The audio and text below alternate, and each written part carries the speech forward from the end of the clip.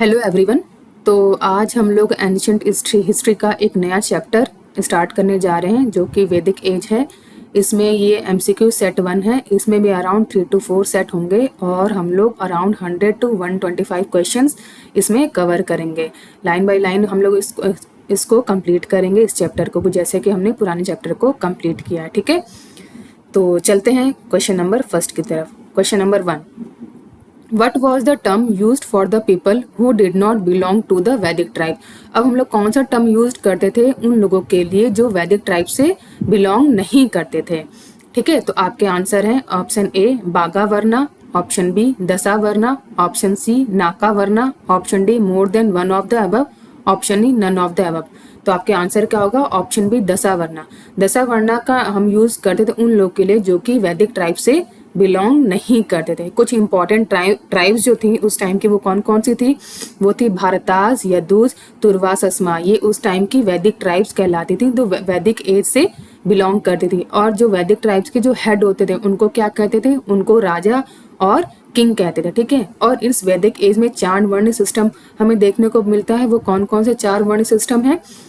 वो है ब्राह्मण, क्षत्रिय, वैश्य और शूद्र। ठीक है, इनकी यह हम काम के बेसिस पे इनको डिवाइड करते थे। और इनमें हमें ये भी देखने को मिलता है कि जो हमारा डिस्ट्रीब्यूशन ऑफ वेल्थ था वो भी अनइक्वल था उस टाइम पे। ठीक है, तो चलते हैं नेक्स्ट क्वेश्चन की तरफ। Question number 2, the only source of early वैदिक सिविलाइजेशन का। तो हमें अर्ली वैदिक सिविलाइजेशन की जानकारी किस टेक्स्ट से या किस वेद से हमें मिलती है? तो आपके ऑप्शन हैं option A Atharvaveda, option B Rigveda, option C Yajurveda, option D more than one of the above, option E none of the above. तो इसका आंसर क्या होगा? Option B Rigveda. ऋग्वेदा से ही हमें अर्ली वैदिक सिविलाइजेशन का जानकारी मिलती है। ठीक है, तो जो हमारा अर्ली वैदिक सिविलाइजेशन है वो कब से कब तक स्टार्ट मानते हैं? हम इसको मानते हैं 1500 बीसी से 600 बीसी तक। और इसमें भी हमने इसको 2 फेज में डिवाइड कर रखा है, अर्ली वैदिक सिविलाइजेशन और लेटर वैदिक सिविलाइजेशन। तो अर्ली वैदिक एज की जानकारी हमें ऋग्वेदा से मिलती है, जबकि लेटर वैदिक सिविलाइजेशन की जानकारी हमें ऋग्वेदा को छोड़ के अथर्ववेद, यजुर्वेद, सामवेद से हमें मिलती है। ठीक है, तो चलते हैं नेक्स्ट क्वेश्चन की तरफ। नेक्स्ट क्वेश्चन क्या है? Option 3, which is the oldest Veda. अब इनमें से सबसे ओल्डेस्ट वेद कौन सा है? आपके ऑप्शन हैं option A Rigveda, option B Samaveda, option C Yajurveda, option D Atharvaveda, option E none of the above या more than one of the above. तो हमें पता है कि सबसे ओल्डेस्ट वेद कौन सा है? इनमें से सबसे ओल्डेस्ट वेद है ऋग्वेदा। तो आपका आंसर क्या होगा? Option A Rigveda. ठीक है, ऋग्वेदा ही हमें सबसे ओल्डेस्ट वेदा है जो कि 3500 ईयर अगो पहले कंपोज्ड हुआ था। और इसमें मोर देन 1000 हाइम्स है, अराउंड 1028 के करीब हाइम्स है, जिनको सुक्ता या वेल सेड भी कहते हैं। और इन हाइम्स में हम एक देवी देवताओं की प्रेजेस करते हैं। ठीक है, और ये जो हाइम्स है ये किसके द्वारा लिखी गई हैं? तो ये हाइम्स हैं जो उस टाइम के ऋषि मुनि या सेजेस होते हैं, उन लोगों ने इस हाइम्स को कंपोज किया है। कुछ हाइम्स उस टाइम के औरतों ने भी कंपोज किया है। ठीक है, तो चलते हैं नेक्स्ट क्वेश्चन की तरफ। Question number 4, the main collection of वैदिक हाइम्स आर कॉल्ड। अब जो वैदिक हाइम्स थी इनके कलेक्शंस को हम लोग क्या कहते हैं? तो आपके ऑप्शंस हैं ए सूत्रा, बी पद, सी संहिता, डी मुख, ई नॉट अटेम्प्टेड। तो हमें पता है कि वैदिक हाइम्स के कलेक्शंस को संहिता कहते हैं। ठीक है, तो आपका आंसर क्या होगा? ऑप्शन सी संहिता। ठीक है, जो ऋग्वेदिक है उसमें टोटल कितने हाइम्स हैं? 1028 हाइम्स हैं। ठीक है, और जो इस हाइम्स को जो पुजारी जो रिसाइट करता है उसको क्या कहते हैं? होत्री कहते हैं। ठीक है, और इसमें क्या जो उस टाइम के देवी देवताओं थे उनको डेडिकेटेड हैं ये हाइम्स। ठीक है, तो चलते हैं नेक्स्ट क्वेश्चन की तरफ। Question number 5, which of the following were the yajnas that were perform during the Vedic age. अब इसमें से कौन कौन से यज्ञ थे जो कि वैदिक एज में परफॉर्म किए जाते थे? ठीक है, तो आपके ऑप्शन हैं ए व्रत यस्तमा यज्ञ, 2 अश्वमेधा यज्ञ, 3 राजसूय यज्ञ। आपके ऑप्शन हैं 1 और 2, B 2 and 3, C 1 and 3, D all of the above, E none of the above या more than one of the above. तो हमें पता है कि वैदिक एज में 2-3 मुख्य रूप से ऐसे यज्ञ थे जो परफॉर्म किए जाते हैं। उनमें से अश्वमेध यज्ञ, राजसूय यज्ञ बहुत ज्यादा फेमस है। तो इसका आंसर क्या होगा? 2 and 3, जो कि ऑप्शन बी में है। तो आंसर 2 and 3 होगा। ठीक है, तो चलते हैं नेक्स्ट क्वेश्चन की तरफ। Question number 6, The earliest occurrence of the mantras famous as Gayatri mantras is found in which of the following text? अब हमें गायत्री मंत्र इनमें से किस वेद में से दिखाई देता है, किस वेद से लिया गया है? ठीक है, ऑप्शन ए क्या है, भगवत गीता से, ऑप्शन बी अथर्ववेद से, ऑप्शन सी ऋग्वेद से, ऑप्शन डी मनुस्मृति से। तो हमें पता है कि जो गायत्री मंत्र है वो हमें ऋग्वेद से लिया गया है।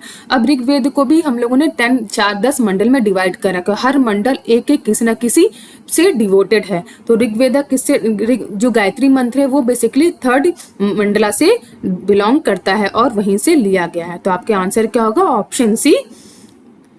ठीक है, तो चलते हैं नेक्स्ट क्वेश्चन की तरफ। Question number 7, Purusha Sukta is a hymn from which Veda? अब पुरुषा सुक्ता जो हाइम है यह किस वेद से लिया गया है?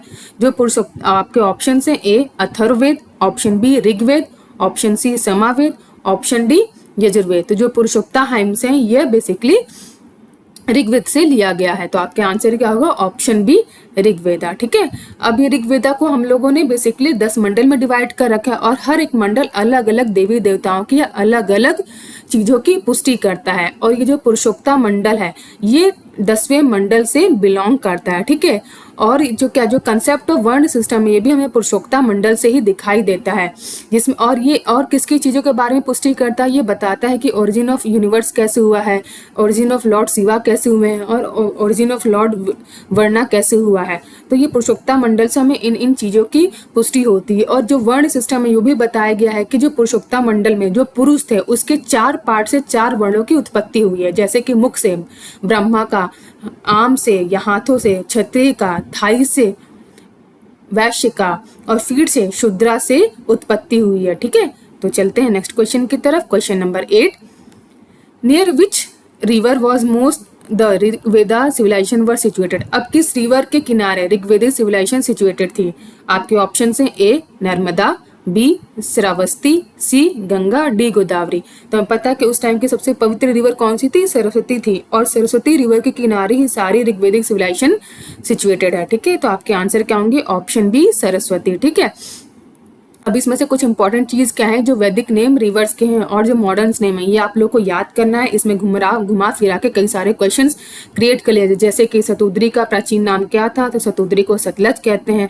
ऐसी असिकनी का प्राचीन नाम क्या था, असिकनी को चेनाब कहते हैं। तो जो 7 ऋग्वेदिक नदियां हैं उनके आपको मॉडर्न नेम याद करने हैं और प्लीज आप इसका स्क्रीनशॉट लिख लीजिएगा, मैंने यहाँ पे आपके सहूलियत के लिए लगा दिया है। ठीक है, चलते हैं नेक्स्ट क्वेश्चन की तरफ। Question number 9, the caste system during early वैदिक एज प्रोहिबिटेड? अब अर्ली वैदिक एज में क्या चीज प्रोहिबिटेड है कास्ट सिस्टम के अंतर्गत?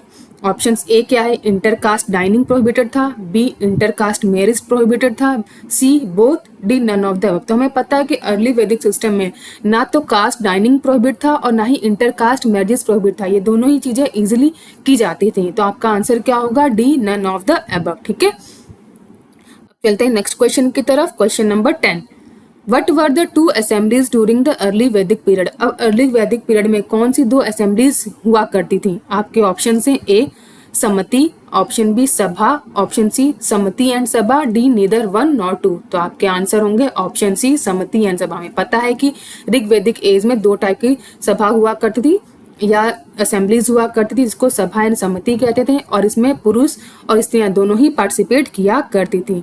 जो सभा समिति होती थी वो डांसिंग और गैम्बली से बिलोंग करती थी, जबकि जो समिति होती थी वो फोक असेंबली से बिलोंग करती थी। ठीक है, चलते हैं नेक्स्ट क्वेश्चन की तरफ। Question number 11, Samaveda is considered to be one of the primary source of Indian? अब समावेदा किससे बिलोंग करता है? आपके ऑप्शन हैं कॉइनेस से, बी टेक्सटाइल से, सी मेडिसिन से, डी म्यूजिक एंड आर्ट से। तो समावेदा है वो कहा जाता है ओरिजिन है इंडियन म्यूजिक एंड आर्ट का। तो आपका आंसर क्या होगा, option D music and art. ठीक है, चलते हैं नेक्स्ट क्वेश्चन की तरफ। Question number 12, the earlier settlement of Aryan tribes were at? अब अर्लियर सेटलमेंट आर्यन ट्राइब्स की हमें कहाँ दिखाई देती है? ऑप्शन ए उत्तर प्रदेश में, बी बंगाल में, सी सप्त सिंधु में, डी दिल्ली में। तो हमें पता है कि जो अर्लियर सेटलमेंट ऑफ आर्यन थी वो हमें सप्त सिंधु के किनारे दिखाई पड़ती है। ठीक है, तो आपका आंसर क्या होगा, ऑप्शन सी सप्त सिंधु। ठीक है, चलते हैं नेक्स्ट क्वेश्चन की तरफ। Question number 13, the name Aghanya mentioned in many passages of the Rigveda refer to? अब अघन्य का हम लोगों ने कई तरीके से देखा है ऋग्वेदा में, इस नाम का उच्चारण हुआ है। अब इसका मीनिंग क्या है? आपके options A priest, B woman, C cow, D Brahmanas. तो जो ऋग्वेदिक में अघन्य यूज होता था वो बेसिकली काउ के लिए यूज किया जाता था। ठीक है, तो आपके आंसर क्या होंगे? Option sea cow. ठीक है, चलते हैं नेक्स्ट क्वेश्चन के लिए। Next question 14। According to the Puranas, Lord Vishnu took the shape of death in order to rescue the earth which had sunk into water। ठीक है, तो पुराणों में लिखा गया है कि भगवान विष्णु ने एक रूप का अवतार लिया था जब पृथ्वी पानी में डूब रही थी। तो वो कौन से अवतार में अवतरित हुए थे भगवान विष्णु? आपके ऑप्शन है A a boar, B a lion, C a tiger, D an elephant. तो हमें पता है कि भगवान विष्णु ने बोर का रूप धारण किया था धरती को बचाने के लिए। तो आपका आंसर क्या होगा?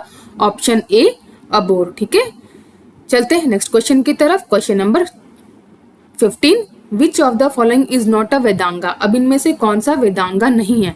वेदांगा का मतलब क्या होता है? जो लोग वेदास को पढ़ते हैं, जो उनकी स्टडी करते हैं। ठीक है, तो आपके ऑप्शन ए क्या है? कल्पा, बी शिक्षा, सी निरुक्ता, डी पूर्वामीमांसा। हमको पता है कि पूर्वामीमांसा क्या है। पूर्वामीमांसा इंडियन फिलोसफी का एक पार्ट है जो कि वेदांगा से रिलेटेड नहीं है। तो आपका आंसर क्या होगा? Option D Purvamimamsa. ठीक है, अब चलते हैं नेक्स्ट क्वेश्चन की तरफ। अच्छा, उससे पहले एक चीज, ये जो मैंने आपको स्लाइड लगा रखी है इसमें इंडियन स्कूल ऑफ फिलोसफी के बारे में कुछ इंपॉर्टेंट पॉइंट मैंने मेंशन कर रखा है। इसका आप लोग स्क्रीनशॉट ले लीजिए। इससे छोटे मोटे क्वेश्चन जनरल एग्जाम्स में पूछे जाते हैं या आ जाते हैं। जैसे क्वेश्चन पूछ लेगा आपसे कि साम्याख्य फिलोसफी को प्रोपाउंड किसने किया था? तो आपका ऑप्शन होगा कपिला, इसका आंसर हो जाएगा। ऐसे ही आपसे पूछ लेगा कि योगा को किसने प्रोपाउंड किया था? पतंजलि ने। न्याय को किसने प्रोपाउंड किया था? गौतम मुनि ने।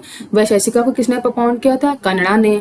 पूर्वामीमांसा को किसने प्रोपाउंड किया था? जैमिनी ने। ठीक है, तो इस टाइप के क्वेश्चंस बन जाते हैं और ये फैक्चुअल है, इसको याद कर लीजिएगा। और कुछ इंपॉर्टेंट पॉइंट है, इसका स्क्रीनशॉट आप लोग ले लीजिएगा। ठीक है, ऐसी क्या है जो वेदांता है, जो छठी फिलॉसफी है, इसको फिर फर्दर सब फिलॉसफी में डिवाइड किया गया है 6 इसमें, जिसमें आता है अद्वैतवाद, विशिष्ट अद्वैतवाद, द्वैतवाद, द्वैत अद्वैतवाद, शुद्धाद्वैतवाद और अचिंतन्य भेद अभेद। अब इसके भी प्रोपाउंडर आपको याद करने पड़ेंगे, तो ये आप लोग इसका स्क्रीनशॉट ले लीजिएगा और इसमें क्वेश्चंस के आंसर आप इजीली फाइंड कर लेंगे। जैसे कि होगा कि अद्वैतवाद के प्रोपाउंडर कौन थे, तो आपको टिक लगाना होगा आदि शंकराचार्य। तो प्लीज इसका स्क्रीनशॉट आप लोग रख लीजिए। ठीक है, फर्दर स्टडी के लिए ये फैक्चुअल है, तो आप इसको याद कर लीजिएगा। चलते हैं नेक्स्ट क्वेश्चन की तरफ। Question number 16।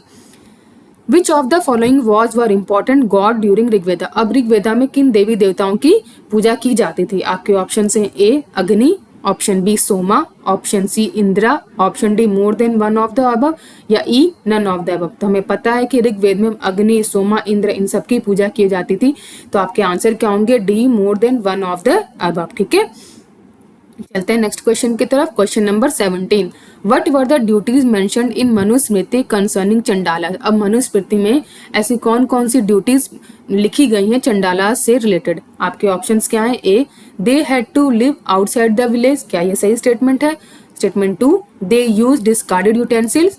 और तीसरा क्या है? They had to dispose of the bodies of those who had no relatives. तो ये तीनों की तीनों ही स्टेटमेंट सही है और ये मनुस्मृति में मेंशन है कि वो विलेज से आउटसाइड ऑफ द विलेज रहेंगे, वो डिस्कार्डेड यूटेंसिल्स का यूज करेंगे और ये उन बॉडीज को डिस्पोज ऑफ करेंगे जिनके कोई रिलेटिव्स नहीं होते हैं। तो इसमें क्या होगा? स्टेटमेंट 1, 2 एंड 3 ये तीनों ही सही है। और कौन से इसमें है? ऑप्शन डी में देखिए आप लोग, इसमें 1, 2, 3 तीनों ही सही होगा और आंसर क्या होगा? Option D. ठीक है, तो चलते हैं नेक्स्ट क्वेश्चन की तरफ। Question number 18। The 4 varna were mentioned for the first time in which of the following? अब 4 वर्ण सिस्टम हमें कि सबसे पहले कहाँ पे मेंशन या दिखाई दिया गया था? आपके ऑप्शंस ए पृथ्वी सूक्ता में, बी तैत्तिरीय संहिता में, सी पुरुषा सूक्ता में, D more than one of the above, या इन नन ऑफ द अबव। तो हमारा आंसर क्या होगा? सी पुरुषोक्ता सूक्ता, क्योंकि ये ऋग्वेदा के 10th मंडल में हमें दिखाई देता है पुरुषोक्ता सूक्ता। ठीक है, और यहीं पर हमें 4 वर्ण सिस्टम की पुष्टि होती है। तो आपके आंसर क्या होंगे? सी पुरुषोक्ता सूक्ता। ठीक है, चलते हैं। अब जो 4-4 सिस्टम डिवीजन ऑफ सोसाइटी थी उसको एक बार हम लोग देख लेते हैं कि ब्राह्मण था, जो ब्राह्मण थे उसमें कौन कौन से लोग आते थे? उसमें प्रिस्ट, स्कॉलर और टीचर आते थे और ये माउथ ऑफ पुरुषा से बिलोंग करता है। ऐसे जो क्षत्रिय था, क्षत्रिय के अंदर कौन कौन से लोग आते थे? रूलर्स, वॉरियर्स और एडमिनिस्ट्रेटर, ये तीनों के तीनों क्षत्रिय के अंदर आते थे और ये हैंड्स ऑफ पुरुषा से बिलोंग करते थे। और वैश्य के अंदर कौन कौन से लोग आते थे? एग्रीकल्चरिस्ट और मर्चेंट जो आते थे वो वैश्य से बिलोंग करते थे और ये थाइज ऑफ पुरुषा से रिलेटेड है। शूद्रास के अंदर कौन कौन से लोग बिलोंग करते थे? लेबरर और सर्विस प्रोवाइडर जो होते थे वो शूद्रास की कैटेगरी में आते थे और ये फुट ऑफ द पुरुषा से बिलोंग करते थे। ठीक है, चलते हैं नेक्स्ट क्वेश्चन की तरफ। Question number 19, name the temple in Cambodia where scene from Ramayana and Mahabharata are depicted. अब कंबोडिया का ऐसा कौन सा मंदिर है जहां पर रामायण और महाभारत के सीन डिपिक्ट किए गए हैं? आपके ऑप्शन हैं ए बोरोबुदुर, बी कैलाशनाथ, सी अंगकोर वाट, डी बृहदेश्वर। तो हमें पता है कि कंबोडिया में अंगकोर वाट टेम्पल है जहां पर रामायण और महाभारत के सीन डिपिक्ट किए गए हैं। तो आपके आंसर क्या होगा? सी अंगकोर वाट। ठीक है, यहाँ पे थोड़ा सी गलत हो गया है ऑप्शंस लिखने में, आंसर यहाँ पर सी होगा, प्लीज करेक्ट कर लीजिएगा यहाँ पे।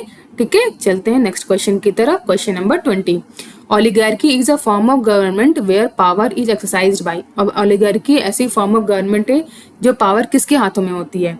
तो वो क्या होता है? ऑप्शन ए क्या है? A group of women, B the king, C a group of man, D more than one of the above, E none of the above. तो ओलिगार्की में क्या होता है? अ ग्रुप ऑफ मैन ही उस government को फॉर्म करते हैं। ठीक है, तो आपके आंसर क्या होगा? सी अ ग्रुप ऑफ मैन। ठीक है, चलते हैं नेक्स्ट क्वेश्चन की तरफ। Question number 21, which Veda depict the information about the most ancient वैदिक एज कल्चर। अब किस वेद से हमें पता चलता है एंशियंट वैदिक कल्चर के बारे में? ठीक है, अब चलते हैं आपके ऑप्शंस। ए क्या है? ऋग्वेदा, ऑप्शन बी यजुर्वेदा, सी अथर्ववेदा, डी समावेदा। तो हमें पता है कि एंशियंट वैदिक एज के बारे में हमें ऋग्वेदा से नॉलेज मिलती है। ठीक है, तो आपके आंसर क्या होगा? Option A Rigveda. ठीक है, चलते हैं नेक्स्ट क्वेश्चन की तरफ।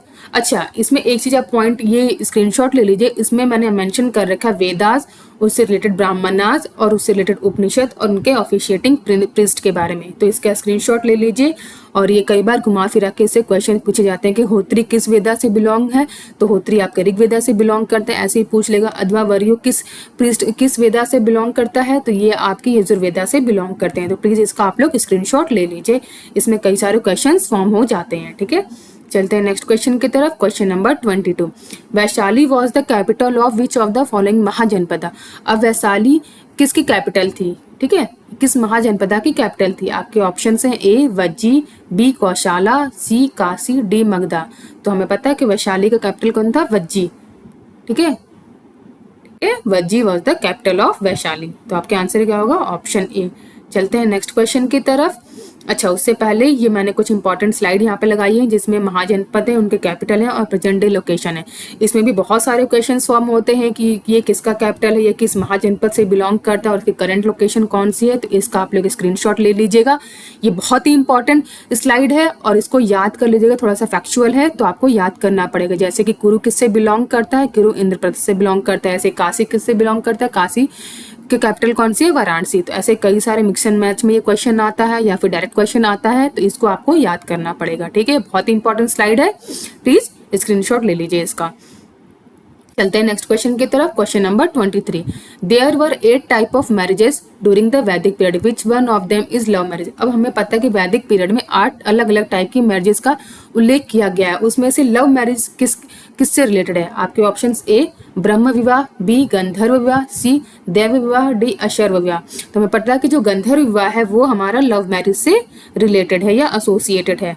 तो आपका आंसर क्या होगा? बी गंधर्व विवाह। ठीक है, अब कुछ इसमें इंपॉर्टेंट चीज देख लीजिए कि मैंने सारी जो 8 की 8 मैरिजेस हैं उनके बारे में और उनसे रिलेटेड इन्फॉर्मेशन लिख रखा है, तो इसका भी आप लोग स्क्रीनशॉट ले लीजिएगा और इसमें मिक्स एंड मैच करके ये क्वेश्चंस के फॉर्म किए जाते हैं। ठीक है, जैसे राक्षसा विवाह किसमें आएगा? Marriage by abduction. ऐसे ब्रह्म विवाह क्या होगा?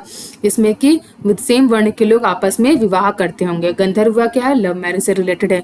ऐसे ही आपको मिक्स एंड मैच में या डायरेक्ट क्वेश्चन भी पूछा जाता है, तो प्लीज इसको याद कर लीजिएगा, फैक्चुअल है, नोट डाउन कर लीजिए या फिर स्क्रीनशॉट ले लीजिए। चलते हैं नेक्स्ट क्वेश्चन की तरफ। Question number 24, the Rig Veda is divided into dash books और मंडल। अब ऋग वेदा को कितने बुक्स और मंडल में डिवाइड किया गया? ये बहुत ही इंपॉर्टेंट बट फैक्चुअल और बहुत ही इजी आंसर है इसका।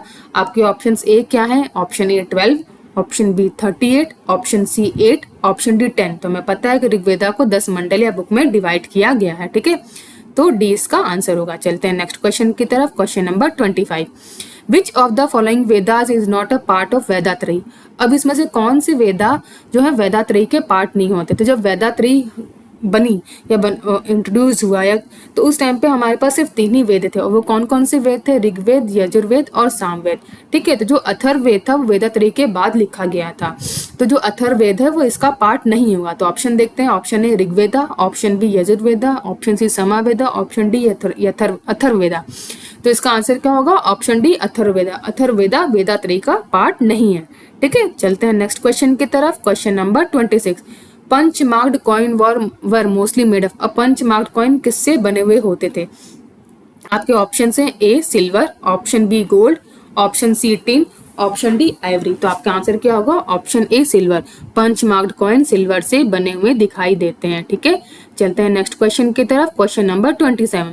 The hymns of which Veda were recited by Hotri. ठीक है, अब जो कौन सी वेदास के जो हाइम्स थे वो रिसाइट किए जाते थे होत्री के द्वारा, ये पढ़े जाते थे होत्री के द्वारा। तो आपके ऑप्शंस क्या हैं? Option A Yajurveda, option B Samaveda, option C Atharvaveda, option D Rigveda. तो होत्री का पंडित कौन कहलाता है? ऋग्वेदा। ठीक है, तो चलते हैं नेक्स्ट क्वेश्चन की तरफ। आपके आंसर क्या होगा? Option D Rigveda. Question number 28। The नादी सुक्ता हाइम्स इज इन। अब नादी सुक्ता हाइम्स किससे रिलेटेड है, किस में मिला हमें? तो ऑप्शन ए क्या है? समावेदा में, ऑप्शन बी ऋग्वेदा में, ऑप्शन सी यजुर्वेदा में, ऑप्शन डी अथर्ववेदा में। तो ये बहुत ही फैक्चुअल है बट इंपॉर्टेंट क्वेश्चन है। जो नादी सुक्ता हाइम है ये ऋग्वेदा से बिलोंग करता है। तो इसका आंसर क्या होगा? Option B Rigveda. ठीक है, चलते हैं नेक्स्ट क्वेश्चन की तरफ। Question number 29।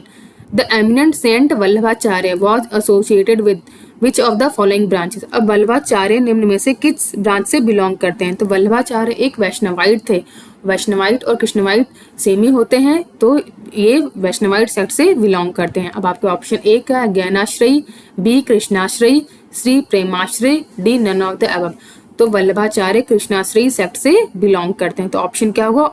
ऑप्शन बी इसका आंसर होगा। ठीक है, चलते हैं नेक्स्ट क्वेश्चन की तरफ। Question number 30। Name the temple in Indonesia where scene from Ramayana and Mahabharata were depicted. अब इंडोनेशिया का वह कौन सा टेम्पल है जहां पर सीन ऑफ रामायणा और महाभारता डिपिक्टेड है? आपके ऑप्शंस क्या है? Option A Borobudur, option B Kailasanath, option C Angkor Wat, option D Brihadeshwara. तो आपका आंसर क्या होगा? Option A Borobudur. Borobudur Indonesia का टेम्पल है जहां पर रामायण और महाभारत के सीन डिपिक्ट किए गए। ठीक है, अब चलते हैं। अच्छा, तो आज की स्लाइड हम लोग यहीं पे खत्म करते हैं। ये हमारे आज के 30 इंपॉर्टेंट क्वेश्चन थे। अगर आपको क्वेश्चंस अच्छे लगे हो तो प्लीज लाइक कीजिए, कमेंट कीजिए, सब्सक्राइब कीजिए हमारे चैनल को। Next question set of questions upload हो जाएंगे कुछ ही दिनों में। तो चलते हैं, bye bye, thank you for watching.